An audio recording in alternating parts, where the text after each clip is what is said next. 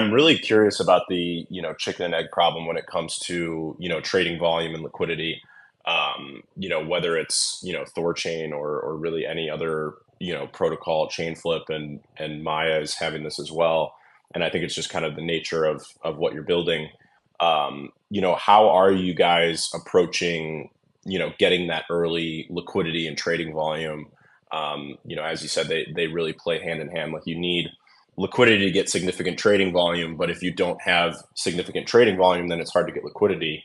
Um, and I know you guys have some really cool stuff on the horizon with boosts and other features, but how have you kind of tackled that so far, and what have you found that works well and doesn't work well in terms of attracting that kind of early, call it flywheel effect or whatever you want to call it? In terms of the liquidity, I mean, a lot of it's our own capital that we've raised through investment. The other market making deals linked to the token as well, so it's a bit of a carrot. And then there's some loans from investors as well that were all secured through the token. So a lot of the capital you see right now is capital that we were able to secure through the Flip token itself.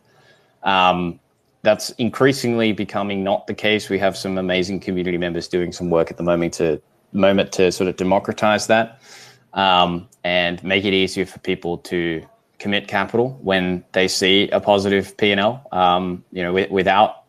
We've got like a crazy good P&L considering the amount of volume that we have done. I think we've done, I think JIT, I can only speak for JIT, but I think it's something in the range of 130 million volume with about 6 or 7 million in usable capital that whole time. And the resulting P&L, when you factor in the spreads on the centralized exchanges as well, is pretty significant. We've been able to generate, I think it's something in the range of 30% P&L across the assets that we deployed into the protocol since launch. And, we're nowhere near the sort of daily volumes that we want to be seeing. So even in this state where we are competitive enough to be used by people, mostly organically, we're not consistently competitive in the pricing space for the really major assets. So for now, like we're sorted on that sort of bootstrap capital, if you will, but that bootstrap liquidity. Now it's a case of scaling that. And the way that that's going to work is, our organic front end, is sort of its own thing. We're constantly improving that and so on, but it's not really a part of the scaling program that we have in place at the moment. What we're really trying to do here is leverage the existing partnerships that we've been able to get. ThorSwap's a notable one, Squid's another one, and several others as well, who have either have already or are in the process of being integrated into some fairly large wallet providers and things like that.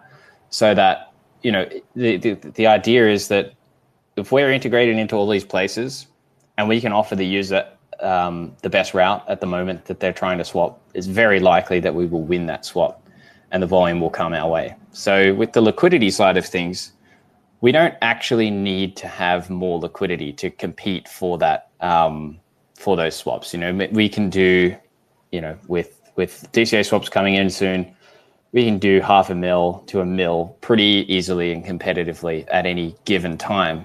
The difficulty comes when we've become lopsided. So if someone swapped all of the Bitcoin that we have in the system to Ethereum, now we need to go get that rebalanced by the liquidity providers. But if the liquidity providers know that if we are constantly getting offered as a route to these external integration partners, which is where we think the bulk of the flow is going to come by the end of the year, then it makes more sense to have more capital on hand to be able to more consistently fill that. So it's sort of a resolution to the chicken and egg problem, because if you're getting so much trade flow that you're constantly running out of liquidity, well, then you're obviously incentivized to put more liquidity into it. So this would apply to our external market makers. This will apply to just organic community participation as well.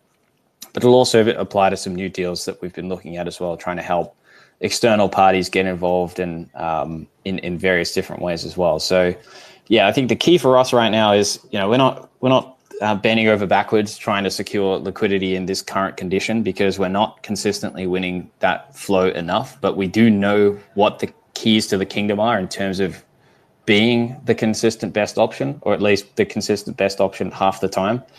And so we're going hell for leather trying to implement those features to make that the case. And once that is the case, then it does make more sense to have greater capacity. In ChainFlip's case, more liquidity doesn't equal better pricing. More liquidity equals more capacity to tolerate unidirectional flows and therefore be more consistent in its ability to deliver swaps to users.